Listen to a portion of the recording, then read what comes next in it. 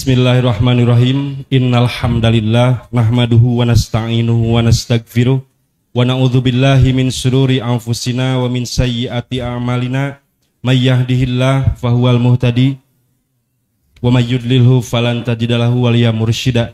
Asyhadu an la ilaha illallah wa asyhadu anna Muhammadan abduhu wa rasuluh alladzi la nabiyya ba'dah. Amma ba'du. Ikhwan akhwat, alhamdulillah pada malam hari ini kita semua dalam keadaan berbahagia. Tentu saja tidak ada kalimat yang layak, yang pantas kita ucapkan pada malam hari ini selain daripada alhamdulillahirabbil alamin.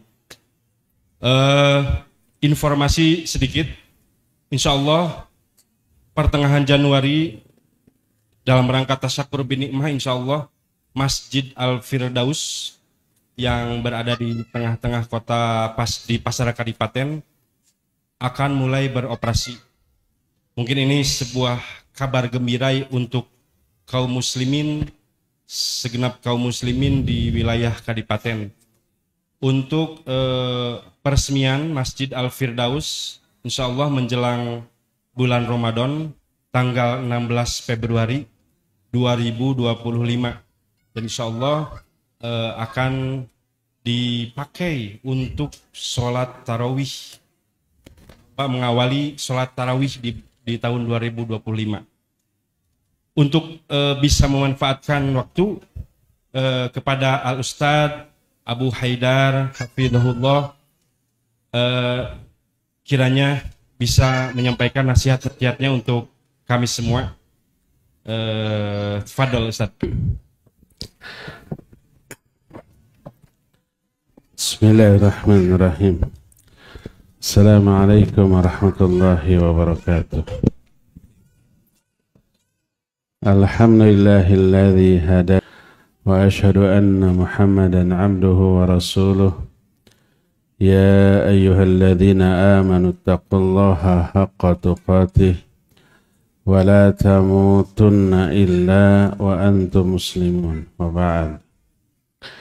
Hadirin jamaah, ikhwan akhwat, ibu-ibu, bapak-bapak, pemuda-pemudi, remaja-remaji, aki-aki dan nini-nini. Ada ya? Ayah. Ya Allah muliakan. Kita berjumpa di tempat ini bukan masjid, rumah di Majalengka. Mengangkat tema yang luar biasa, fenomenal. Harus menjadi obsesi kita, cita-cita kita bersama, yaitu masuk surga sekeluarga. Semoga pengajian ini, berkumpulnya kita di sini menjadi wasilah berkumpulnya kita di surga nanti. Amin. Jamaah yang Allah muliakan,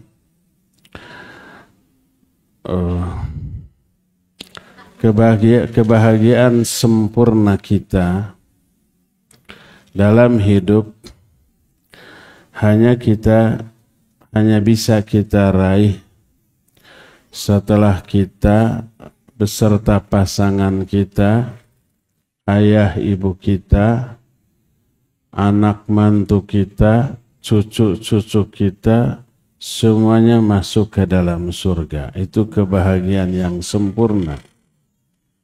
Dan ini sangat mungkin digambarkan oleh Allah dalam Al-Quran. Di antaranya surah Ar-Ra'd ayat 23 Allah menyatakan jannatu adnin yadkhulunaha wa man salaha min abaihim wa azwajihim wa dzurriyyatihim. Itulah surga Aden. Nanti mereka di sini siapa nanti kita bahas. Mereka masuk ke surga Aden bersama bapak-bapak mereka, istri-istri mereka, anak-anak turunan mereka yang soleh. Ketika menjelaskan ayat ini, berkata Imam Ibnu Katsir rahimahullah dalam kitab tafsirnya, kata beliau, yajma'u bainahum wa baina ahbabihim fiha minal aba wal ahlina wal abna mimman huwa salihun lidukhulil jannati minal mu'minin lituqirra a'yunahum hatta innahu turfa'u darajatul adna ila darajatil a'la min ghairi tanqisin lidzalikal a'la an darajatihi. Ketika menjelaskan ayat tadi, Imam Ibnu Katsir menyatakan Allah menyatukan orang-orang mukmin beserta orang-orang yang mereka cintai, baik dari kalangan bapak-bapaknya, keluarganya, ahlinya, maksudnya pasangan hidupnya, anak-anak beserta cucu-cucunya yang soleh, agar mereka masuk surga, untuk membahagiakan mereka sehingga ada di antara anggota keluarga yang tingkat surganya di bawah, rendah, terkatrol, diangkat ke tingkatan yang lebih tinggi untuk membahagiakan orang yang surganya level yang lebih tinggi, tanpa mengurangi jatah kebahagiaan orang yang surganya di atas anak-anak atau kerabatnya. Maknanya adalah kalau orang tua soleh, dia beriman, beramal soleh, lalu anak turunannya dididik, orang tuanya rajin tahajud, rajin saum Senin Kamis, baca Quran sehari odoj, one day, one juz, suka nolong orang, infak dan sodaqah. Salatnya tidak hanya yang fardu, tapi rawatibnya juga nggak pernah ketinggalan, selalu berjamaah di masjid.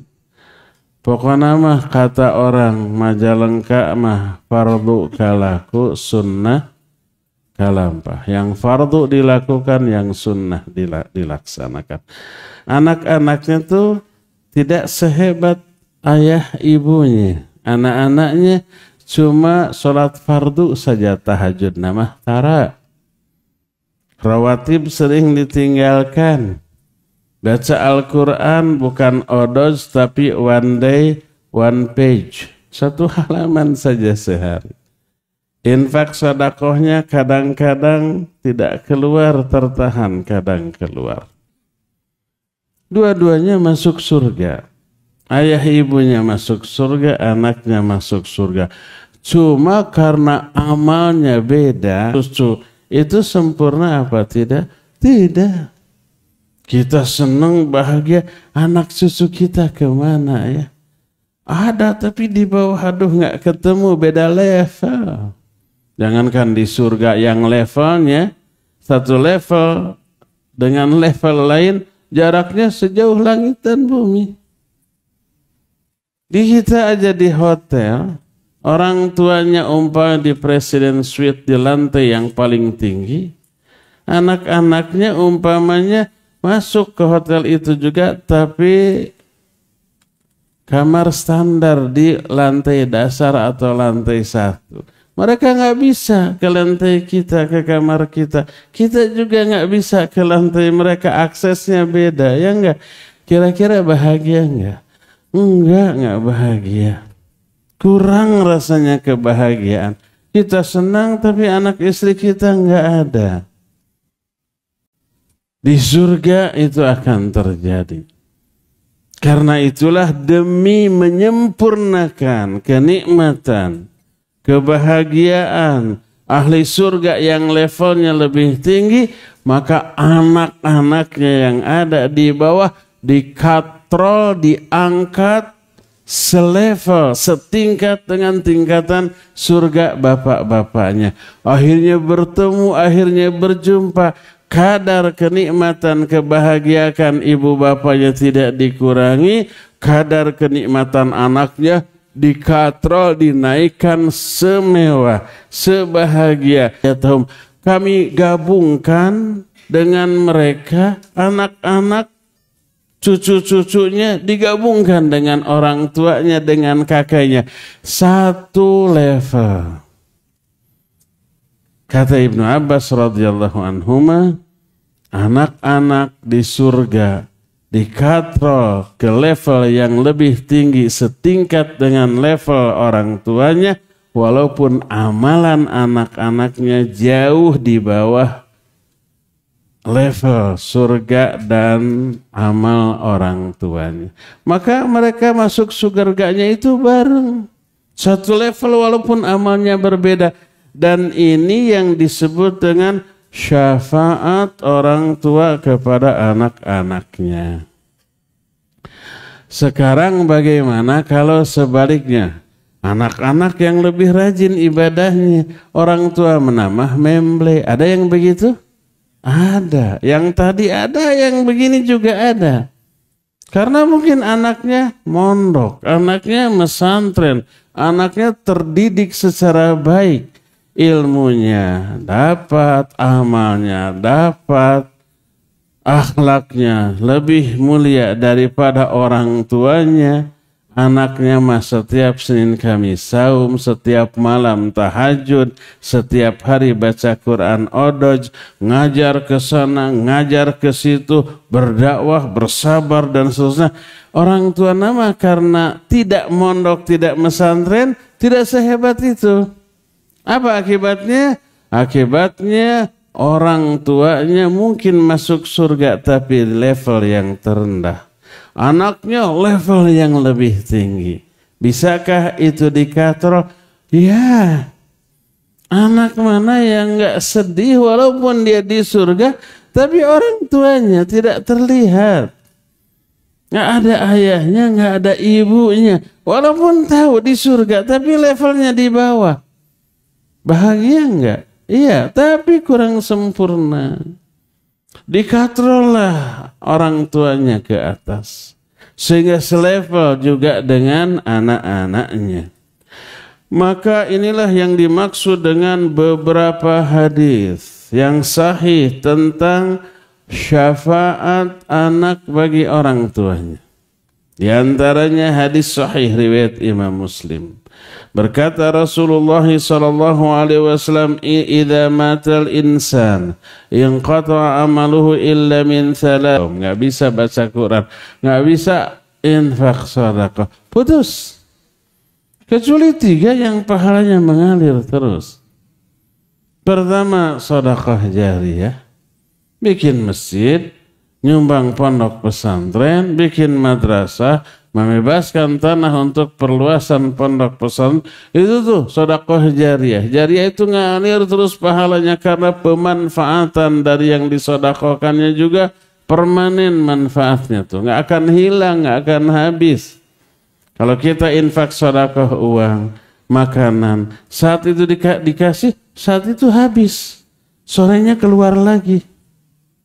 Tapi kalau infak tanah, bangunan, atau barang-barang lain yang permanen, tidak akan musnah, tidak akan hilang, seperti tanah, bangunan, dan seterusnya, maka mengalir terus pahalanya sampai hari kiamat. Itu pertama. Kedua, ilmu yang bermanfaat. Belajar, diajarkan. Belajar, diajarkan. Setelah diajarkan, diamalkan oleh orang yang masih hidup. Kitanya yang mengajarkannya tidur, murid kita mengamalkan ilmu dari kita. Dalam tidurnya kita dapat pahala. Bukan pahala dari tidur, tapi dari amalan murid kita yang mengamalkan ilmu dari kita. Terus begitu. Kita mati, ilmu kita masih diamalkan oleh orang yang masih hidup. Ngalir terus pahalanya sampai hari kiamat. Dan yang ketiga, anak soleh yang mendoakan orang tuanya. Ada 2 hal keuntungan dari doa anak soleh bagi orang tuanya. Pertama, pahala dari berdoa itu turun lalu pahala itu diberikan ke orang tua yang berdoanya anaknya. Pahala dari doanya dikirim ke orang tua. Kedua, kalau doanya itu dikabul, isi doanya oleh anak itu untuk orang tua, Allahumma gfir lahu warhamhu wa'afihi wa'fu anhu, ampuni, rahmati, dan seterusnya, dikabul, maka kena diampuni dosanya, diberi rahmat, dan seterusnya sesuai dengan isi doa si anak. Ada dua. Dan pahala inilah yang kemudian mengkatrol level surga kelak bagi orang tuanya, sehingga dijelaskan dalam beberapa hadis yang sahih. Salah satu di antaranya adalah berkata Rasul alaihi salatu wasalam, "Innar rajula la turfa'u darajatuhu fil jannah fayaqul rabbi anna li hadha fayuqal bi istighfari waladika lak." Ada seorang laki-laki yang diangkat derajatnya di surga lebih tinggi dari yang semestinya. Mestinya di level 10 umpamanya.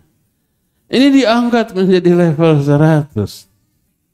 Orang itu kaget. Rasanya tidak pernah beramal. Amalan yang menyebabkan dikatrol tuh tingkatan surganya. Lalu bertanya, ya Allah, dari mana saya dapat peningkatan derajat di surga ini? Dijawab, ini dari istighfar anakmu untukmu. Lihat, istighfar anaknya menyebabkan terkatrolnya orang tua tingkatannya di surga. Ini hanya mimbabil amthal, bukan mimbabil hasr. Hanya salah satu bentuk contoh manfaat istighfar anak untuk orang tuanya. Salah satunya adalah meninggikan derajat. Yang lainnya, keterangan lain banyak. Kalau orang tuanya ke neraka karena dosa-dosanya, anaknya yang masih hidup memintakan ampunan. Atau orang tuanya belum ke neraka karena belum kiamat, diazab di alam kuburnya karena banyak dosanya, anaknya memintakan ampunan, maka diselamatkan dari azab kubur. Kelak yang harusnya masuk neraka diselamatkan karena istighfar anaknya untuk orang tuanya, sehingga terkatrol masuk ke dalam surga. Karena tadinya mantan penghuni neraka karena dosanya, karena syafaat anaknya masuk surga, pasti level yang paling bawah. Anaknya berada di level yang paling tinggi, maka dikatrol lagi selevel dengan anak-anaknya. Makanya yang hadir di sini Bapak Ibu, mungkin orang tuanya banyak yang sudah meninggal ya, jadi yatim piatu. Tapi bukan anak yatim piatu, bapak dan ibu yatim piatu. Sayang ke orang tua? Ya pasti sayang. Andai di dunia umpamanya kita punya orang tua ditahan karena kejahatannya, kita bisa membebaskan baik dengan uang, dengan bagaimana membayar pengacara. Mau membebaskan orang tua? Pasti maulah. Sekalipun habis uang nggak apa-apa. Yang penting orang tua kita tidak menderita. Bayangkan kalau itu di alam kubur diazab. Bayangkan kalau orang tua kita diazab di dalam neraka. Kita itu harus wajib menyelamatkan mereka. Gimana caranya? Pertama, jadikan diri kita sebagai anak soleh solihah. Kedua, ini kesolihahan seorang anak. Salah satunya bukan satu-satunya, diukur dari sesering apa dia mendoakan orang tuanya. Lihat hadis tadi, wa waladun solihun yad'ulah, anak soleh yang mendoakan orang tuanya. Doa dengan kesolehan berkaitan. Makin sering berdoa, makin soleh dia. Makin jarang berdoa untuk orang tua, makin menurun kadar kesolehan. Makanya anak-anak, atau remaja pemuda atau aki-aki ini pasti punya orang tua kan, aki-aki ini juga, dan tidak keluar dari batu. Tapi sudah pada meninggal. Doakan sesering mungkin. Terutama di dalam sholat. Seusai sholat, pokoknya di saat-saat mustajab, malam hari bangun. Coba tahajud. Demi menyelamatkan salah satunya, demi menyelamatkan orang tua yang ada di alam kubur, khawatir bisi gitu. Mereka karena dosa-dosanya, karena kelalaiannya terkena azab. Kita mintakan ampunan untuk mereka. Coba dalam sujud tuh. Mintakan ampunan untuk mereka. Maka sering saya sarankan, bapak-bapak, ibu-ibu jamaah sekalian, hafalkan doa sholat jenazah. Kita pasti pernah hafal, karena besok orang mati kita mau mensolatkan, ngapalin dulu ya. Sudah hafal, pas prungna lupa lagi. Ada yang begitu? Ada. Atau tidak lupa hafal. Pleng setahun sholat, ada yang mati lagi.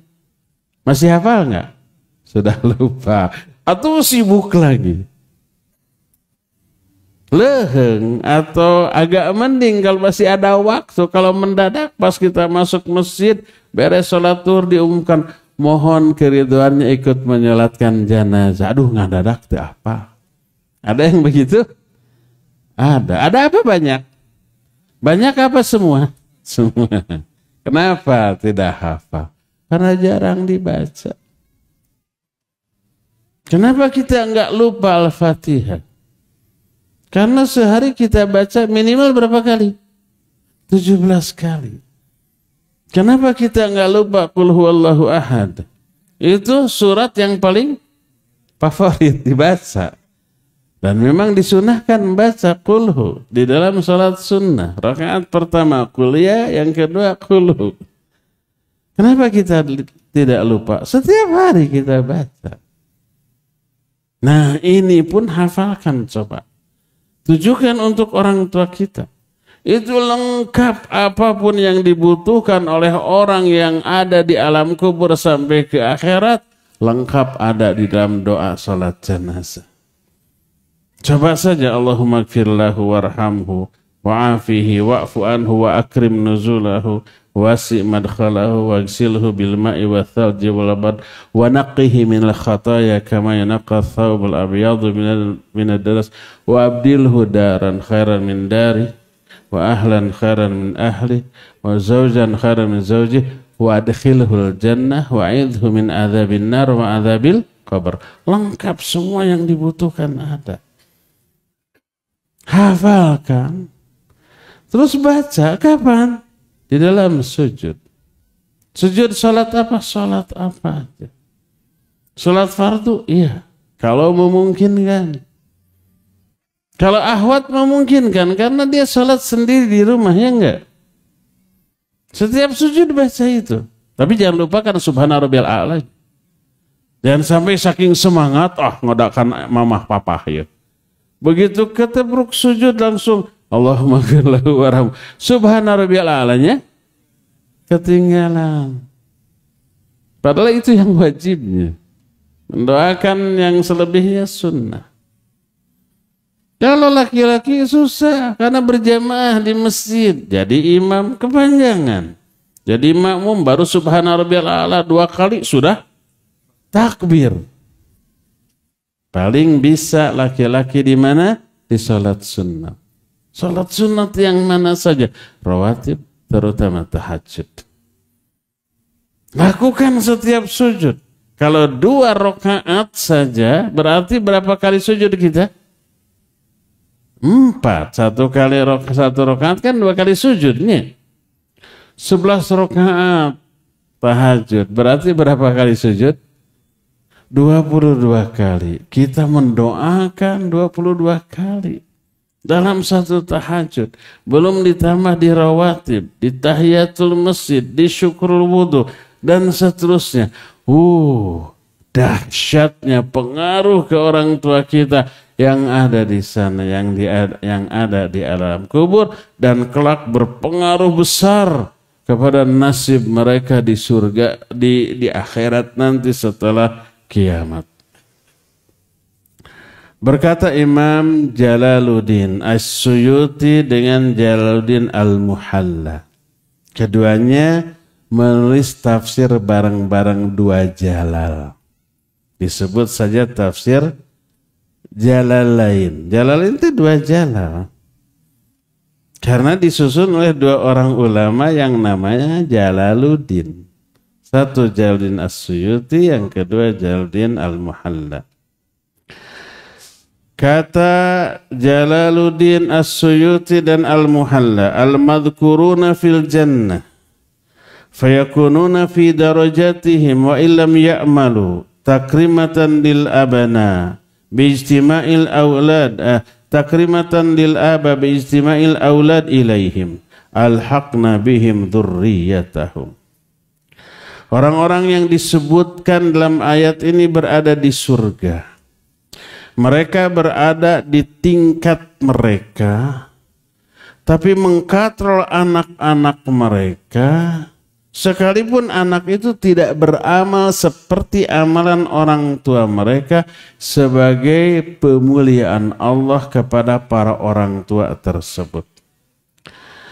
Berkata Syekh Abdurrahman As-Sa'di rahimahullah dalam kitab tafsirnya, darajatuhum alladhina tabauhum biiman ay alladhina lahaquhum bil iman as-sadiru min abaihim fasarati dzurriyyah taba'an lahum bil iman wa min babi aula idza taba'atsum dzurriyyatuhum bi imanihim as-sadir minhum anfusahum fahaula'il madhkurun yulhiquhumullahu bimanazili abaihim fil jannah wa illam ya'malu mithla a'mali abaihim. Anak-anak turunan, anak cucu yang mengikuti orang tua dalam keimanan, tapi kadar iman, kadar amalnya tidak sehebat, sebagus orang tua, maka di surga orang tua tersebut mengkatrol level surga anak-anaknya selevel dengan mereka, sebagai pemuliaan Allah kepada para orang tua yang sudah berhasil melakukan amal-amal yang Allah syariatkan dan berhasil mendidik anaknya dalam keimanan, walaupun kadarnya tidak sehebat orang tuanya. Dari sinilah kita mengetahui antara anak dan orang tua bisa saling memberi syafaat, saling mengkatrol, saling menyelamatkan. Syafaatnya bisa berarti salah satunya di neraka, satunya di surga, yang di neraka terangkat ke surga.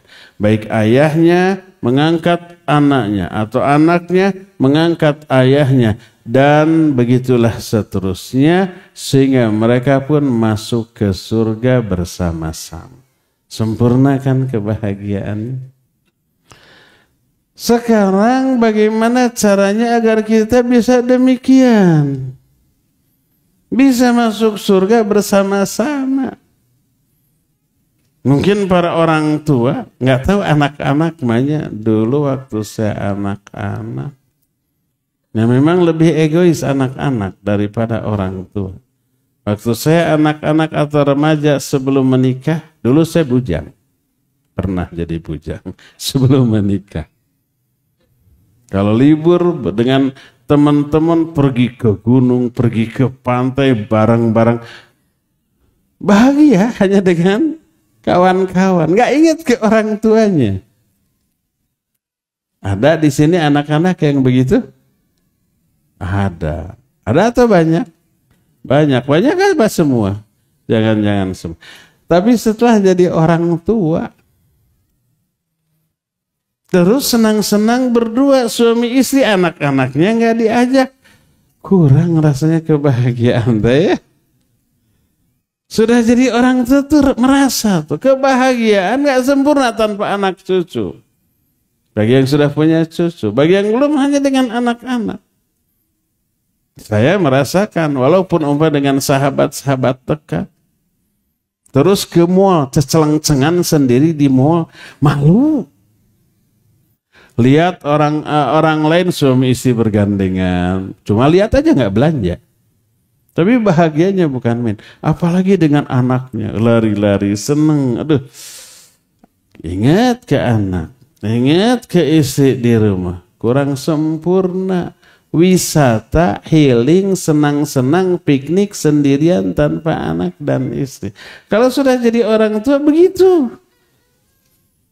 Mun orang tua na soleh kata, ada orang tua na egoismenya sorangan, istrinya ikut, anaknya ikut, ridho, itu bapak mah yang sorangan. Ada yang begitu? Di sini banyak. Aduh, fika sebelen. La ilaha illallah.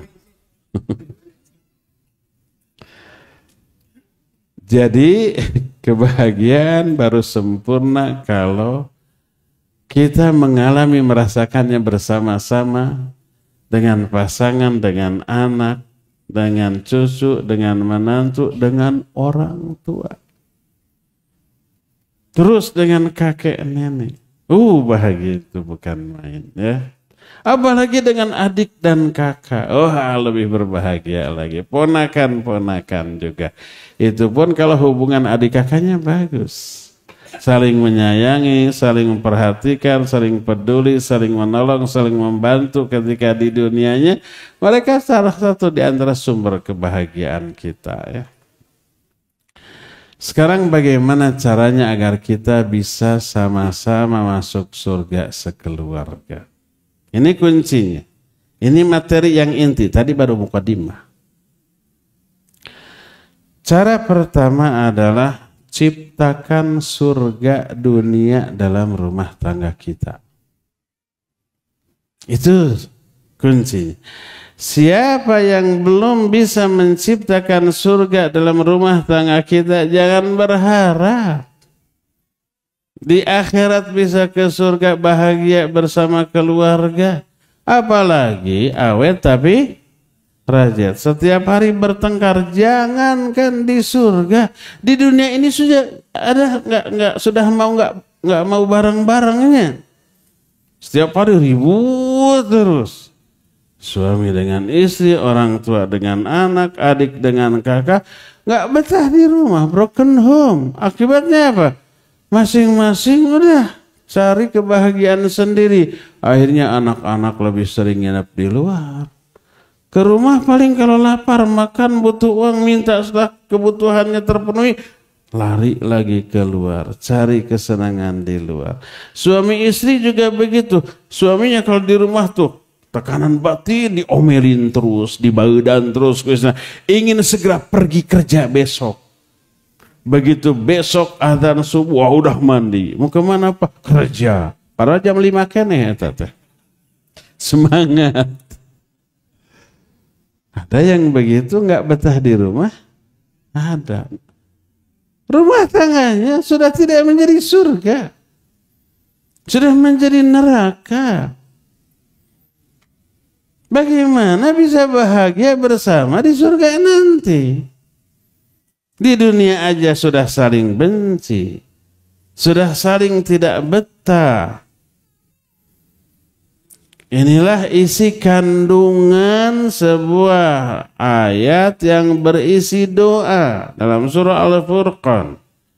Ibadur Rahman berdoa, Rabbana hablana min azwajina wa dhurriyyatina qurrata a'yun waj'alna lil muttaqina imama. Rabbana ya Allah, hablana, berikan kepada kami, min azwajina, pasangan-pasangan, istri atau suami, wa dhurriyyatina, dan anak-anak turunan kami, anak menantu cucu, qurrata a'yun. Qurrata a'yun jangan diartikan beningnya penglihatan, kebahagiaan. Itu ungkapan untuk kebahagiaan. Sigadina bahasa Sunda, Kalau kita bahagia disebut tiis jeli, herang mata. Padahal telinganya sedang panas dan atel dari gerok terus. Tapi makna tiis jeli itu nggak pernah dengar hal-hal yang bikin kita sedih. Herang mata tuh nggak pernah melihat hal-hal yang membuat kita tersinggung, risau, galau. Seneng, bahagia kan gitu. Orang yang bahagia disebut tiis jeli, herang mata. Dalam bahasa Arab, qurrata ayun. Jadikan istri dan anak-anak sebagai sumber kebahagiaan. Apa maknanya? Berkata para mufassirin. Di antara Imam Al-Qurtubi rahimahullah dalam kitab tafsirnya, laisa syai'un aqarra ala qalbil mu'min min ayyara azwajahu wa auladahu muti'ina lillah. Tidak ada sesuatu pun yang lebih membahagiakan hati seorang mukmin dibanding melihat istrinya, anak-anaknya, orang-orang yang taat kepada Allah. Itu yang bikin adem. Coba bayangkan jam 3 kita bangun, terbangunkan oleh orang yang sedang baca Quran. Dilihat istri kita lagi sujud, anak kita lagi berdiri sholat gitu ya. Adem gak tuh? Adem. Ketika mau ke masjid ngong te adzan, anak kita yang adzan. Seneng gak? Seneng. Lalu kita sholat berjamaah, kita jadi imam, atau mungkin anak kita jadi imam, bacaannya tajwid makhrajnya bagus, lagunya enak didengar, adem ke hati. Beres itu kemudian wirid, berdoa, kemudian tetap di masjid sampai syuruk, baca Quran, berzikir, berdoa, setelah syuruk kemudian sholat 2 rakaat. Setelah itu sampai di rumah melihat istri kita baru aja buka mukena. Bukan baru beres sholat subuh udah, tapi beres sholat subuh, zikir, berdoa, baca Quran sampai syuruk, sholat juga syuruk gitu. Adem gak tuh? Adem. Orang yang taat kepada Allah dipastikan menunaikan hak orang lain atas dirinya, kewajiban dia kepada orang lain. Istri menunaikan kewajibannya kepada suami sebagai istrinya dan kepada anak-anak sebagai ibunya. Berlaku lemah lembut. Suami ke istri juga begitu. Suami bapak ke anak, adik dengan kakak. Semuanya menerapkan kelemah lembutan. Kata Rasul SAW, inna rifqa la yakunu fi syai'in illa zana wa la yunzau min syai'in illa syana. Kelemah lembutan bila ada dalam sesuatu, termasuk muamalah sesama keluarga, saling berlemah lembut. Tidaklah kelemah lembutan ada dalam suatu kecuali akan memperindah. Coba bayangkan. Suami ke istri lemah lembut, istri ke suami, orang tua ke anak, anak ke orang tua, adik ke kakak, kakak ke adik, tuan ke majikan, lawan tuan teh, ke pembantu, ke karyawan, lemah lembut, perhatian, nyaman di hati. Kelemah lembutan menunjukkan ketaatan. Dan itu indikator Allah ingin memberikan kebaikan kepada keluarga itu. Kata Rasul SAW, ya Aisyah irfiqi, fa inna Allah idha arada bi ahli baitin khaira adkhala alaihim rifqa. Wahai Aisyah, berlaku lemah lembutlah kamu. Karena sungguhnya Allah apabila ingin memberikan kebaikan kepada sebuah rumah tangga, Allah masukkan kelemah lembutan kepada mereka semuanya. Nah, mereka menjadikan kehidupan rumah tangga ini sebagai media untuk menerapkan ayat wa ta'awanu 'alal birri wat taqwa. Saling kerjasama di atas kebaikan dan takwa.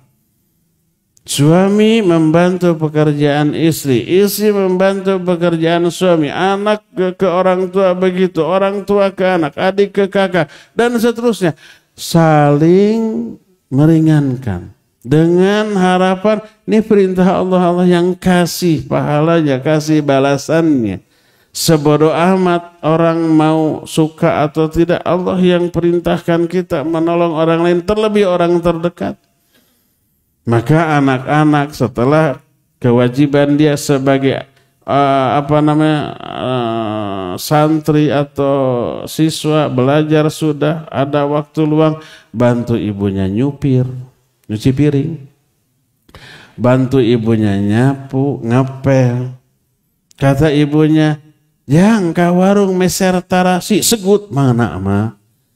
Jangan sampai era atuh maknya kasep ke meuli tarasi. Nggak ada hubungan antara kasep dengan tarasi. Nggak perlu ada rasa malu kan gitu ya. Maka semuanya senang. Kalau semuanya merasa nyaman, senang. Oh, suami pulang dari kerja, mumet, banyak pekerjaan, banyak masalah, banyak clash dengan orang lain, lapar, haus, capek, lelah. Begitu pulang ke rumah, masuk ke rumah, disambut dengan senyum termanis seorang istri, dengan ekspresi yang bear marahmai, someah dareh deh, yang menyenangkan suami ketika dilihat. Langsung diambil tas kita, diambil sepatu kita, dibukain, digeber-geber, kuhid, dan gak ada AC. Lalu dihibur, aduh suamiku, buah hatiku, belahan jiwaku, pahlawanku, kebanggaanku. Ini keringat, menggugurkan dosa, mengundang pahala. Saya sebagai istri bangga punya suami seperti engkau. Terbang tuh waktu itu, ngalayang walaupun teboga jangjang. Semua masalah, semua kalier kah pusing, hilang.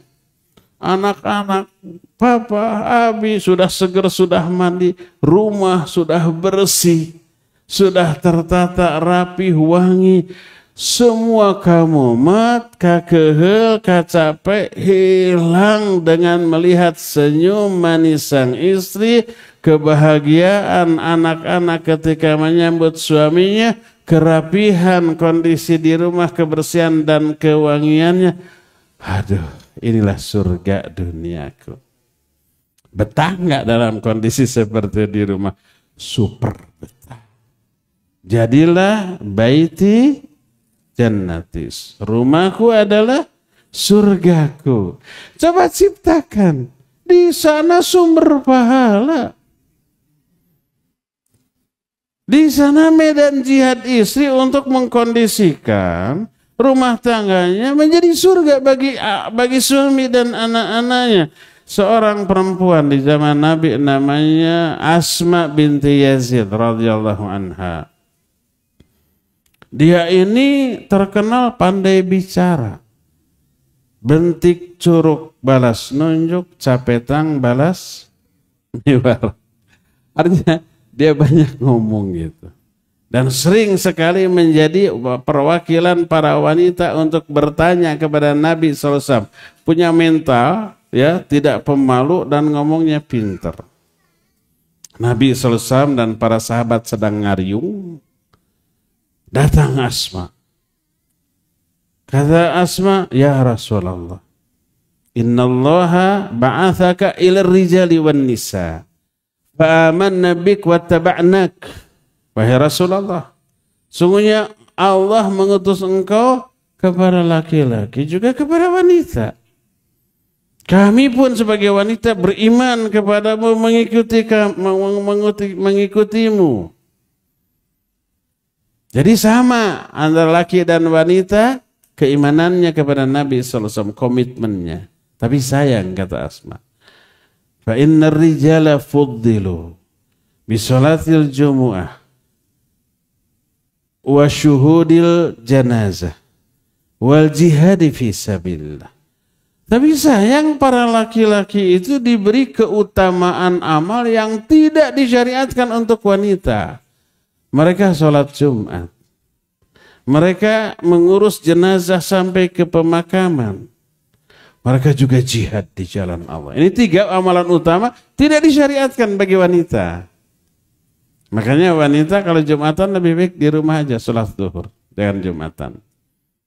Kalau ada yang mati, walaupun yang mati orang tuanya, jangan ikut ke masjid. Ke kuburan. Kalau sholatnya boleh. Tapi ke kuburan jangan. Dan jihad fisabilillah. Wa idza jahadu fisabilillah rabbaina amwalahum wa auladahum. Ketika kaum laki-laki berjihad di jalan Allah, kami yang menjaga anak mereka dan harta mereka. Jadi wanita juga punya peran di dalam jihadnya kaum laki-laki. Jadi laki-laki tidak terpecah konsentrasinya. Aduh gimana anaknya, gimana rumahnya, bisi kapalingan. Enggak. Ada yang jaga siapa? Istrinya tenang, fokus konsentrasi. Paling yang kepikiran, aduh kalau saya mati nikah lagi istri saya. Meren. Tapi tenang, kalau syahid nanti bidadari surga 70 tuh siap di sana ya. Jadi wanita punya peran terhadap jihadnya kaum laki-laki. Lalu kata Asma, afanusyarikuhum fil ajri ya Rasulullah. Apa kami berserikat dengan mereka dalam hal pahala ya Rasulullah? Maknanya, apa kami juga memperoleh pahala yang sama dengan pahala jihadnya kaum laki-laki? Mendengar ini Nabi SAW berpaling kepada para sahabatnya lalu bertanya, hal sami'tum maqalata imra'atin tas'alu an amri diniha ahsan min hadha? Kalian pernah nggak mendengar pertanyaan seorang perempuan yang bertanya tentang agamanya yang lebih baik daripada pertanyaan wanita ini? Ini pertanyaan yang bagus.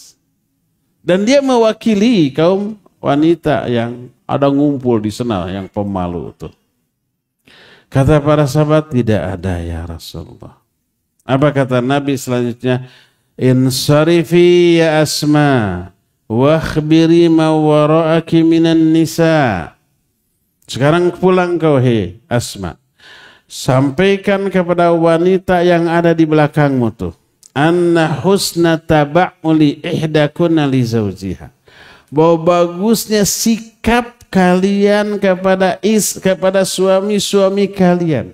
Dan ikhtiar kalian yang selalu mencari ridho suami kalian, ta'dilu kullama dzakarti, pahalanya sebanding dengan 3 amalan yang kamu sebutkan tadi. Sebanding dengan jihad fisabilillah. Apapun yang dilakukan oleh istri untuk menyenangkan suami, untuk membuat suaminya ridho, itu jihadnya kaum wanita sebanding dengan jihadnya kaum laki-laki. Apapun itu. Nyupir tadi. Apa nyupir tadi? Nyuci piring. Beres. Ngepel. Nyuci baju. Beres-beres. Pas suami pulang beres. Seneng gak? Seneng. Ridho gak? Ridho. Bayangkan kalau pas suami pulang. Itu seperti kapal yang habis dibom. Acak-acakan. Piring kotor, gelas kotor, terus pakaian buruk dijuru, buruk dipantau, ngalayah. Di tengah imah, harusnya yang gitu teh harta. Ini mah pakaian kotor. Ada kecoa, ada lalat, ada berit. Pagaliwota. Betah nggak? Enggak betah. Pas pulang, hampir keceplosan betah. Pas pulang, kaduhung balik orang. Dia di Majalengka aya nu teu ngartos bahasa Sunda. Ngerti semua ya? Kaduhung balik teh apa? Aduh nyesel pulang, lebih baik di kantor aja istirahat. Gitu tuh. Jadi beresnya kondisi rumah tangga. Membuat suami anak-anak senang, ridho dengan semua itu. Itu sebanding dengan jihadnya kaum laki-laki di medan perang. Tanpa ada risiko mati atau luka, ya enggak? Nggak ada wanita di gips, patah, terus luka, diperban. Kenapa? Habis nyuci. Nggak ada. Habis ngepel tuh jadi barared. Nggak ada. Capek, iya, namanya juga jihad. Makanya mengetahui hal ini para wanita begitu melihat rumahnya berantakan. Ini jihadku, sing-singkan lengan baju, ya. Piring, ini musuh, brek, pecah. Lembut, ya. Kemudian, wah, beres piring, beres wadah, sudah dipasang di rak, lihat baju. Jihad yang kedua. Semangat, pahala di sana. Dosa gugur di sana. Keriduan suami, keriduan Allah didapat di sana. Gusrek, gusrek, gusrek. Itu ada mesin cuci. Saya ingin pahala. Ditajong mesin cuci. Beres. Mana deh ya. Di singkaban lemari suaminya. Bisa ada yang masih kotor. Dikodokan sakuna. Bisa ada uang. Itu yang diharapkan. Itu semuanya jihad fisabilillah bagi seorang perempuan. Lihat apa yang dilakukan oleh seorang wanita menciptakan surga di rumahnya. Membuat suaminya betah. Betah karena suasana rumah. Betah karena kenyamanan perlakuan dari seorang istri. Pas pulang diberi senyuman terindah, somea, darehde, marahma, bear marahmai, full senyum, dandan, pakai lipstick, pakai spidol. Tapi nanti dihapus lagi, ke suami berdandan begitu ya boleh. Pakai parfum, ambil sebotol, habiskan. Suami begitu masuk, wah, ini surgaku. Itu rumah tangga ideal. Mau punya rumah tangga kayak begitu? Mau aja apa mau bingit?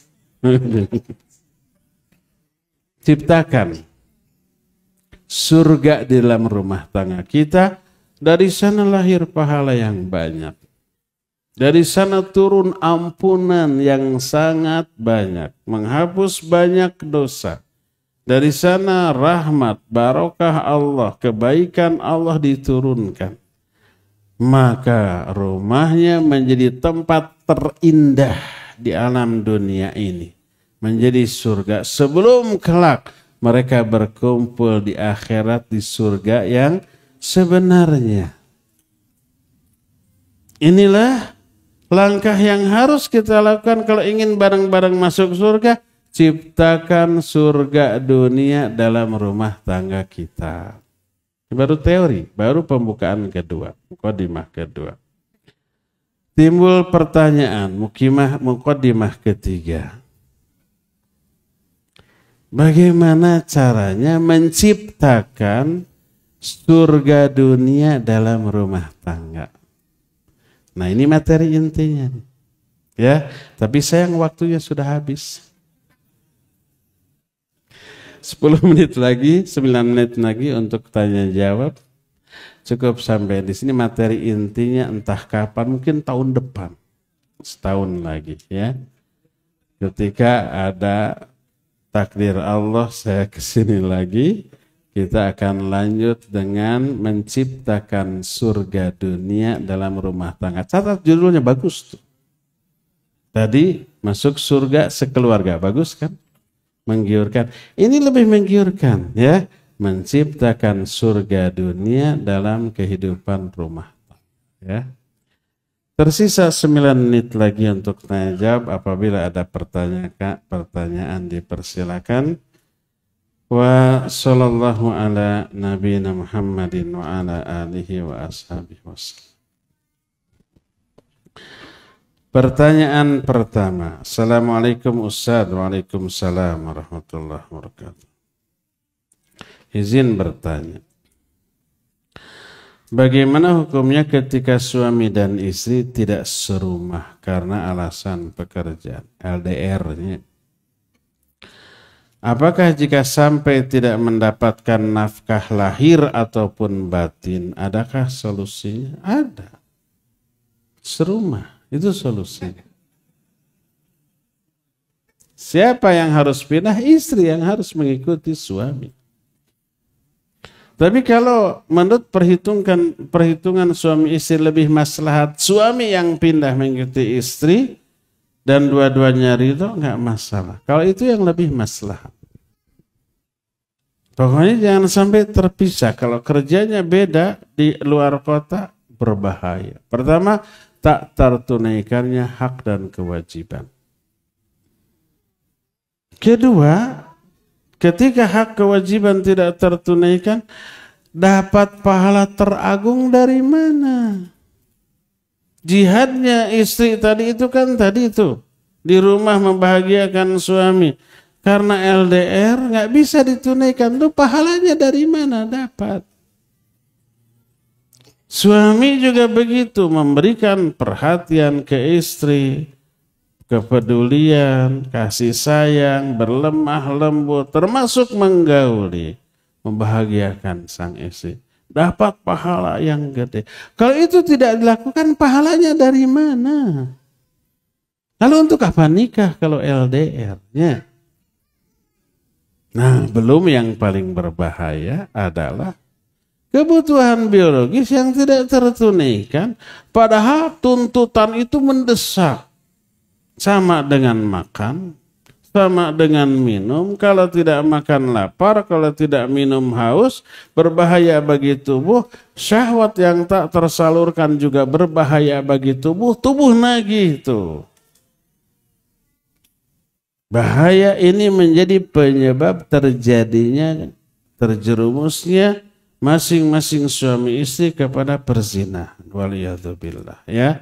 Padahal suami setiap hari masuk kantor. Bayangkan perempuan masuk kantor nggak ada yang tampil seadanya, nggak ada, ya nggak? Sebelum masuk kantor perempuan mandi, dandan, itu lipstik habis 1 batang untuk 1 kali pemakaian, gitu ya. 1 botol parfum disemprotkan. Untuk apa? Untuk terlihat menarik di hadapan teman-teman kantornya. Tiap hari berjumpa, tiap hari bercanda.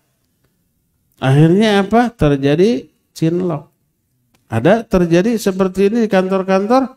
Banyak. Penelitian itu menyatakan dulu banget, kita sampai terkejut. Di Jakarta diteliti 2 dari 3 karyawan itu berselingkuh. 2 dari 3, 2/3. Entah tahun berapa ketika saya SMA. Terus setahun kemudian naik 4 dari 5 orang. 80% berarti. Tahun berikutnya naik 7/8. Macam-macam, gawat. Lama-lama 100% loh.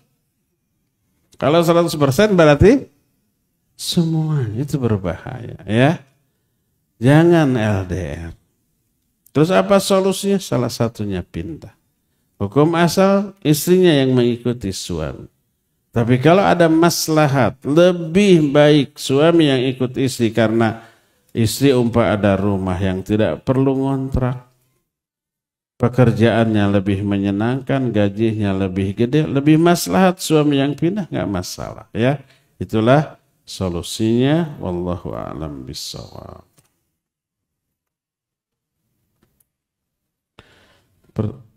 Tulisan sama, pulpennya sama, kertasnya sama. Tak salah, orangnya sama. Bagaimana hukumnya ketika suami lebih menjaga perasaan ibu dan saudara kandungnya tanpa memikirkan perasaan istri? Ini bukan pertanyaan, ini curhat. Ini laporan. Siapa tahu suaminya ada di sini. Jadi suami lebih menjaga perasaan ibu, kakaknya atau adiknya, tapi tidak memperhatikan perasaan istri. Baik. Pertama ini kasuistis ya. Apa yang dimaksud lebih menjaga perasaan ibu? Kalau dalam satu kasus ada benturan kepentingan antara memenuhi keinginan ibu dengan memenuhi keinginan istri, si suami wajib lebih mendahulukan ibu daripada istrinya. Walaupun dia suami kepala rumah tangga, dia tetap anak bagi ibunya dan berkewajiban birrul walidain. Lalu karena suami lebih mendahulukan ibunya, istrinya tersinggung. Siapa yang salah? Istrinya. Harusnya istri itu mendukung suaminya menjadi anak soleh bagi ibunya. Harusnya istrinya itu dahulukan, Mas, Kang, A, Beb, atau apapun. Ibumu dulu, biar kalau aku enggak apa-apa. Harusnya begitu. Dorong suaminya untuk menjadi anak yang soleh bagi ibu. Jangan membuat suaminya menjadi anak durhaka. Kamu yang kamu pikirkan ibu, aku enggak. Padahal sehari-harinya dia dipikirkan, hanya sekali-kali ibunya. Lalu tersinggung. Yang salah istrinya. Demikian juga umpamanya adik kakak kandung. Sehari-hari pastilah lebih perhatian ke istrinya. Suatu saat adiknya, kakaknya ada kebutuhan. Lalu dia berikan. Istrinya tersinggung. Lalu dia berkata, suaminya lebih menjaga perasaan saudaranya daripada istrinya. Istrinya ini yang keliru, yang salah. Padahal suaminya sehari-hari lebih memprioritaskan istrinya. Hanya sekali-kali saja, 1-2 kali kasus membantu saudaranya. Iya, mestinya istrinya yang mengingatkan, Mas, Beb, A, Yayang, gimana ibumu, sudah dikirim belum? Adikmu, kakakmu itu mungkin butuh bantuan. Kalau ada, kirim. Diingatkan. Agar silaturahmi suami dengan kerabatnya tetap terjalin. Dan kalau kerabatnya ini orang tuanya, adik kakak dari suami, tahu bahwa suami membantu perhatian mereka itu atas dosakan atau dorongan saran istrinya, mereka salut ke istrinya ini. Kan gitu ya? Akan tambah sayang, akan tambah mendukung, tambah erat, tambah dekat. Ya. Kalau itu yang terjadi, maka istri harus legawa. Harus berlapang dada, ya. Dukung suami untuk seperti itu. Kecuali kalau umpamanya istrinya dibiarkan kelaparan, semua gajinya ke ibunya, ke adiknya, ke istrinya, ke kakaknya. Istrinya kurang. Nah, itu baru zalim tuh. Karena istrinya menjadi tanggung jawabnya. Wa bima anfaqu min amwalihim. Kafa bil mari itsman idza dhayya amma ya'ul. Orang cukup dianggap berdosa kalau menyia-nyiakan orang yang ada di bawah tanggung jawabnya. Baru itu dosa ya, kalau memang mengabaikan hak dari istrinya. Tapi kalau hak istri sudah terpenuhi lebih, terus memberi perhatian ke ibu, ke adik, ke kakak, support-lah ya. Support-lah. Wallahu a'lam. Bonus, ini sudah jam 9, ini terakhir. Tulisannya sama, cuma pulpennya yang berbeda. Kayaknya pinjam pulpen, takut disebut serakah.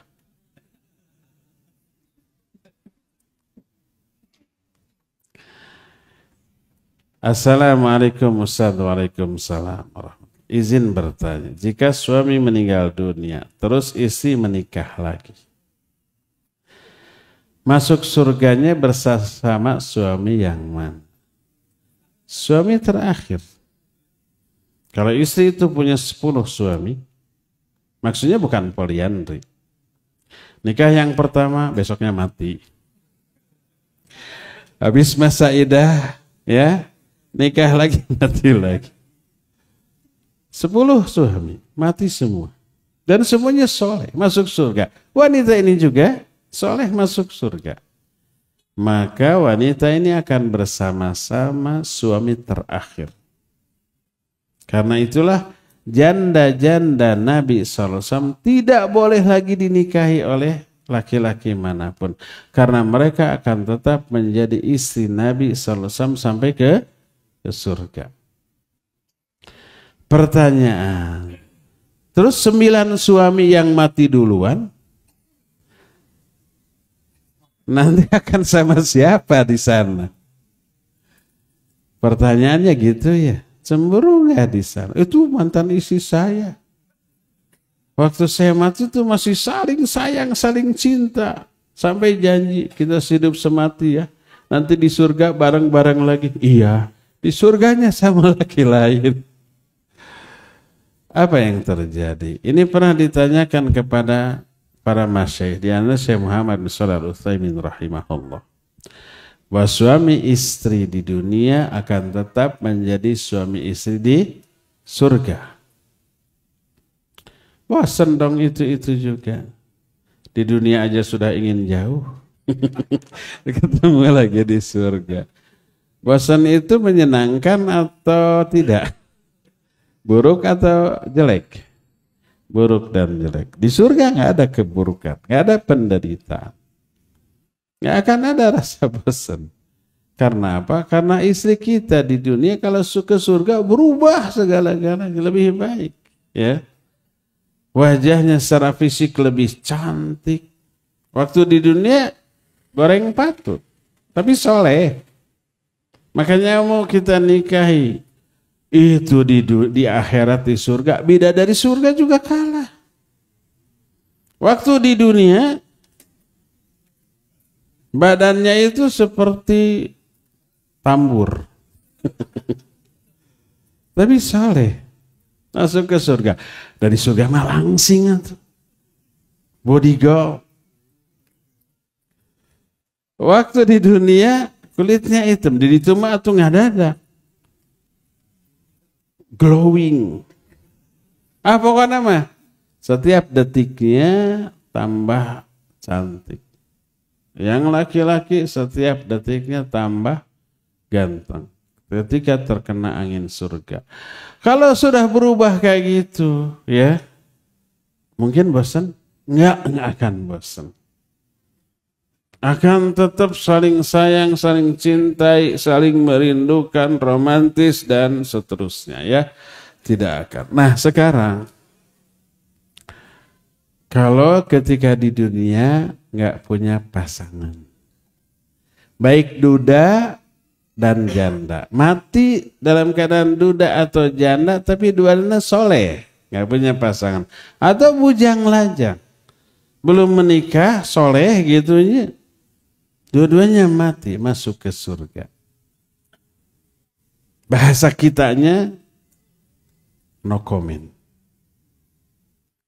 No comment itu sebutan bagi orang yang tak punya pasangan. Kalau punya pasangan tapi satu, cemen. Kalau laki-laki beristri dua, real man. 3, gentleman. 4, superman. Nggak punya, no comment. Bukan perkataan saya, itu saya hanya mengutip saja. Jangan salahkan saya. Saya ngomong apa tadi? Janda, duda, mati, soleh. Bujang, lajang, mati, soleh. Surganya bagaimana? Kata Syekh Al-Utsaimin rahimahullah, wallahu alam, mungkin yang mati dalam keadaan duda tapi soleh akan dinikahkan dengan janda yang juga solihah masuk surga. Yang mati bujang tapi soleh masuk surga akan dinikahkan kepada gadis soleh mati dalam keadaan gadis akan dinikahkan. Tetap punya pasangan walaupun di dunianya no comment karena nggak punya pasangan, ya. Jadi kalau istri meninggal dunia suaminya lalu nikah lagi, suami pertama soleh masuk surga, suami kedua soleh masuk surga, istrinya soleh masuk surga, istrinya ini akan menjadi pasangan bagi suami yang terakhir. Wallahu a'lam. Cukup ya sampai di sini. Semoga Allah mempertemukan kita kembali di masa yang akan datang. Dan semua kondisi yang akan datang jauh lebih baik menyenangkan daripada malam sekarang. Subhanakallahu bihamdik asyhadu an la ilaha illa anta astaghfiruka wa atubu ilaik walhamdulillahirabbil alamin. Wassalamualaikum warahmatullahi wabarakatuh. Jazakallah khairan kepada Al Ustadz yang telah menyampaikan nasihat yang tentu saja harus benar-benar kita memeras keringat ketika jadi motivasi untuk benar-benar menginginkan keluarga kita masuk surga bersama-sama. Syukran Ustadz, mudah-mudahan betul jadi motivasi yang akan menumbuhkan aktif beramal solih di dunia ini. Mungkin telah selesai acara kajian pada malam hari ini. Mudah-mudahan kita semua mendapatkan rahmat dan lindungan dari Allah Subhanahu wa Ta'ala. Selamat malam dan kembali pulang berkumpul bersama keluarga fi amanillah. Aqulu qouli hadza wa astaghfirullah li wa lakum. Wassalamualaikum warahmatullahi wabarakatuh.